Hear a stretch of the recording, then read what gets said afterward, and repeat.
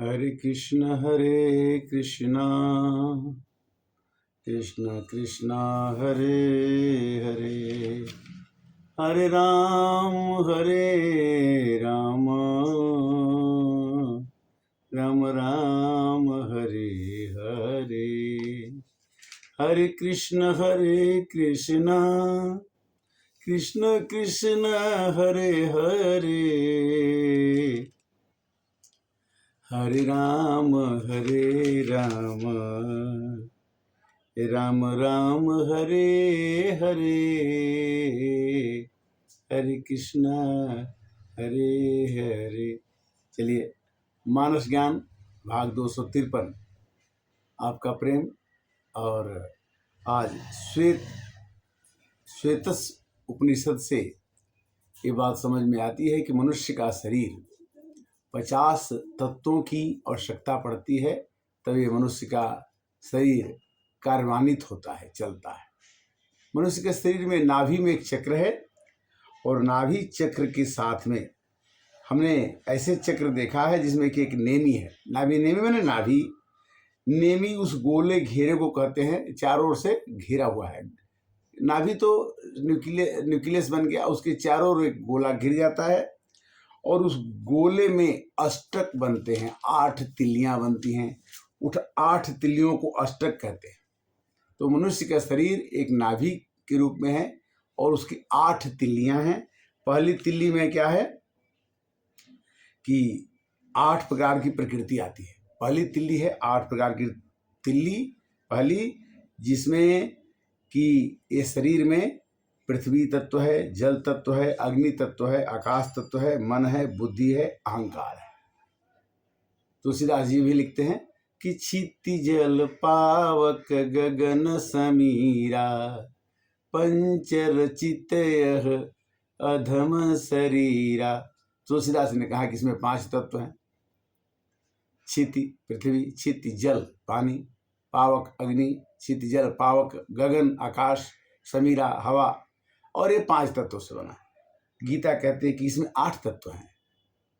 5 तत्व तो ये हो गए, 3 तत्व उसने और जोड़ा, क्या है? मन, बुद्धि, अहंकार। अष्टधा प्रकृति बताई गीता में। भगवान श्री कृष्ण ने अर्जुन को समझाया कि 8 चीजों से शरीर जो है आपका निर्मित है। दूसरी तिल्ली आपकी आती है कि शरीरगत में 8 धातुएं होती हैं। त्वचा,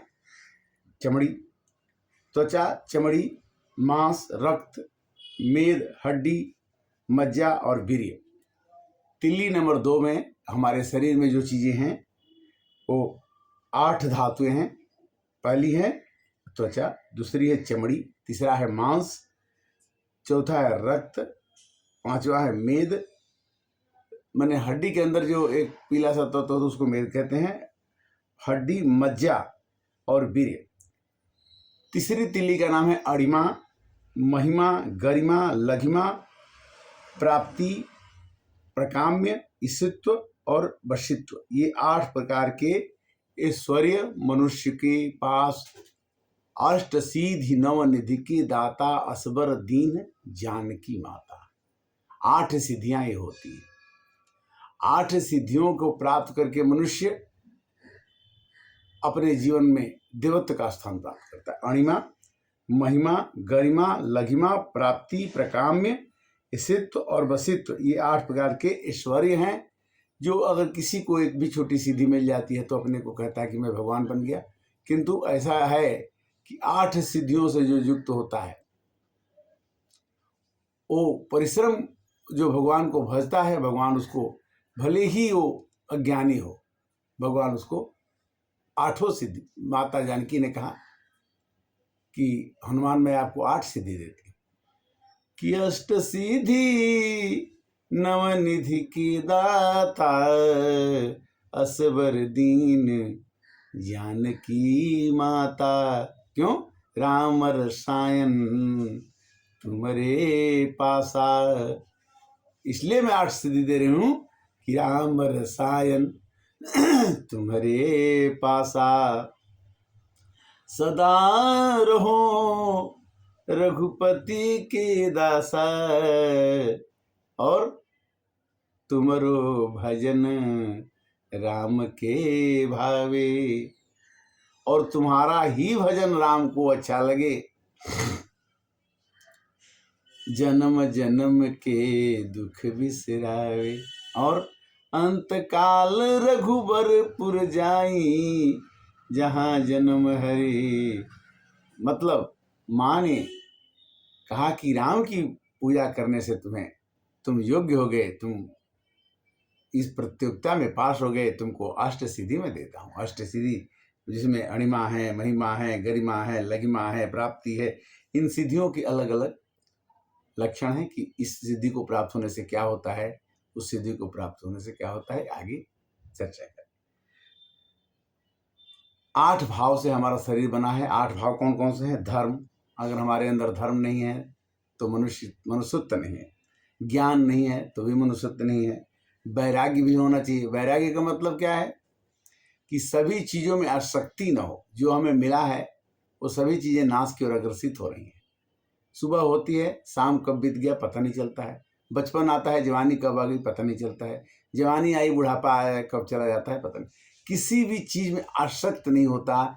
इसी चीज़ का नाम वैराग्य है। कोई भी चीज़ जितनी भी आंख से दिखाई पड़ रही है, वस्तु, प्राणी, सभी का एक न एक दिन नाश होगा, और हो सकता है कि आपकी आंखों के सामने उस चीज़ का विनाश हो, तो आपको उसको बर्दाश्त करने की क्षमता रखने की कला का नाम वैराग्य है।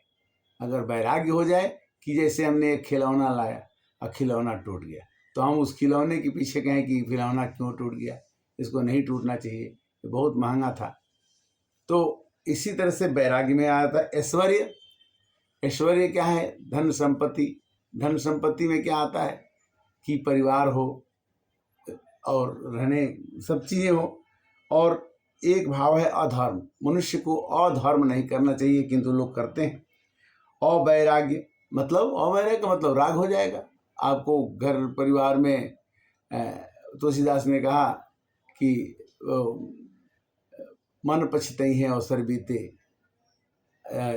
पाके किस जन्म के साथी, ज्योति गई नैन से, ममता तूने गई मन। ममता और मोह ये हमारे मन से निकलते नहीं है।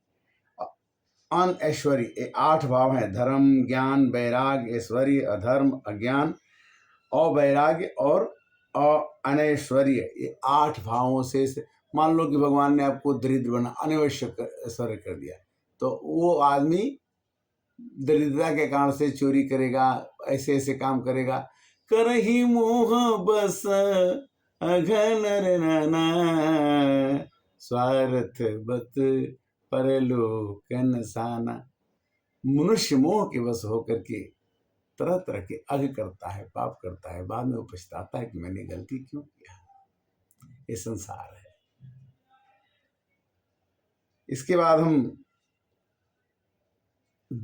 8 देव योनियां हैं। पहली है ब्रह्मा, प्रजापति, देव, गंधर्व, यक्ष, राक्षस, पितर और पिशाच। मनुष्य का जीवन 8 तरह से देव योनियों में गुजर सकता है। मनुष्य ब्रह्मा का रूप भी पकड़ लेता है। ब्रह्मा मतलब एक ब्रह्मा मर गए, दूसरे ब्रह्मा पैदा होते हैं, एक ही ब्रह्मा नहीं होते। ब्रह्मा की भी उम्र है कि ये ब्रह्मा इतने दिन रहेंगे, वो दूसरा ब्रह्मा आ जाएंगे उनकी। इसके बाद प्रजापति, इंद्र, देव, गंधर्व, यक्ष, राक्षस, पितर, पिशाच, ये सभी 8 देव योनियों में गिना जाता है। ये देवताओं की योनि में गिने जाते हैं।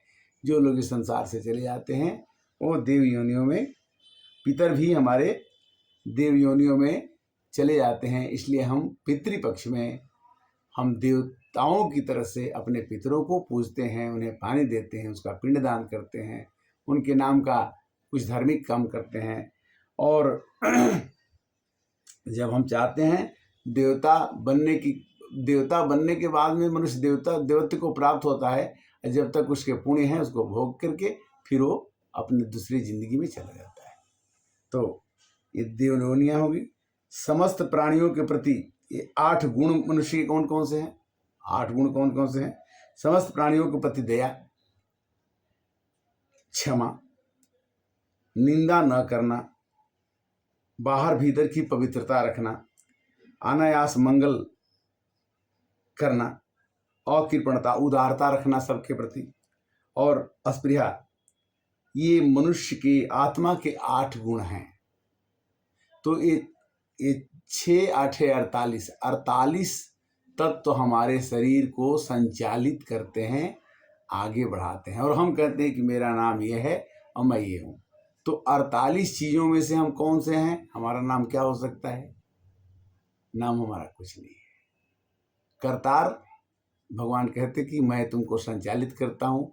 जैसे मशीन के पुर्जे पुर्जे मिलकर के मोटर बनती है, सिलाई मशीन बनती है, टीवी बनती है, तो टीवी कभी नहीं कहती कि मैं टीवी हूँ और टेलीविज़न हूँ, और मशीन कभी नहीं कहती। वो मशीनों का संग्रह है।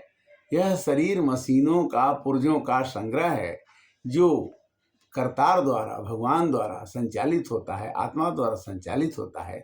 और इसमें कृतत्व का भाव आने से ही मनुष्य दुखी और सुखी होता है। तो 8 छका 48, 48 गुण ये हो गए। और पाप और पुण्य, ये 2 कर्म और जोड़ दीजिए तो 50 तत्व हमारे अंदर मिल करके हमारी जीवन यात्रा को चलाते हैं। ये उपनिषद की बात है। क्योंकि जब भी हम कोई अच्छी चीज़ पढ़ते हैं, देखते हैं, तो हम सोचते हैं कि YouTube के माध्यम से इस ज्ञान को आपके पास अगर पहुंच जाता है तो आपका भी मन इससे प्रसन्न होगा। कि और दूसरी चीज़ कि हम इसका अनुभव इसलिए बताते हैं कि हम भी अपने को धीरे धीरे कोशिश करते हैं कि अपने में कृतत्व का भाव, कर्ता का भाव न आए और काम करें। गीता रामायण में भगवान कहते हैं कि कभी भी कोई काम तुम खुद करो तो अपना श्रेय मत ले लेना कि मैंने इसको किया। कोई न कोई बहाना बना के कह देना कि ये काम फलाने ने किया, दूसरे ने किया। आरंभ करता आप अपने को खुद बनना, जहाँ बने कि आपके अंदर राग हो जाएगा, अशक्ति हो जाएगी और आप अहंकार हो जाएगा और आप जीवन में भगवान की भक्ति से वंचित रह जाएंगे। भगवान की भक्ति इतनी आसान नहीं है, किंतु इतनी सस्ती है कि भक्ति स्वतंत्र सकल गुण खानी, बिनु सत्संग न पावहि प्राणी।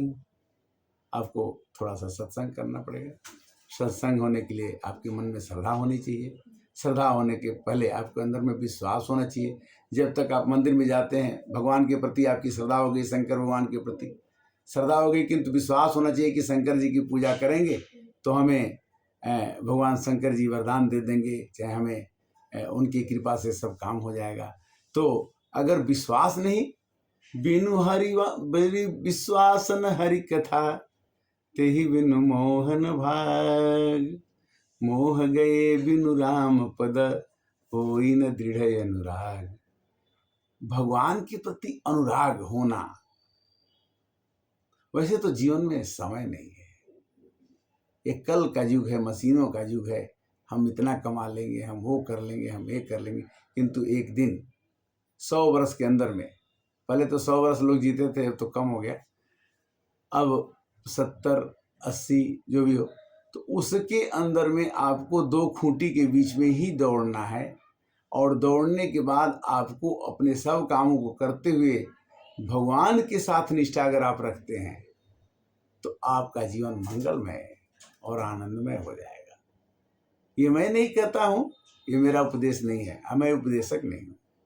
हमने अध्यात्म को अपने जीवन में अपनाया और आपके ऊपर इसको फैलाया। हम आपको देने की कोशिश में हैं। एक बहुत बढ़िया माध्यम है, जितने लोगों तक इसका प्रचार प्रसार हो सके करना चाहिए। धर्म का प्रचार प्रसार होना, गीता कहते हैं कि मेरे नाम का, श्री कृष्ण भगवान कहते हैं मेरे नाम का प्रचार करने से जितने लोगों को फायदा, तुम राम राम कहोगे तो दूसरे को फायदा होगा, तो इसका बेनिफिट, इसका जो लाभ होगा आपको मिलेगा। तो पाई न कहि विधि पतित पावन, राम भज रे सुन मना। मन को राम भजने से सबको फायदा होता है, सबको होगा, हुआ था। इसी के साथ ही आज 253 भाग का विश्राम, अगले भाग में फिर से मिलेंगे। आप मिलते रहिए, आपका स्नेह सदैव हमारे साथ है। हरे कृष्णा कृष्णा कृष्णा कृष्णा हरे हरे।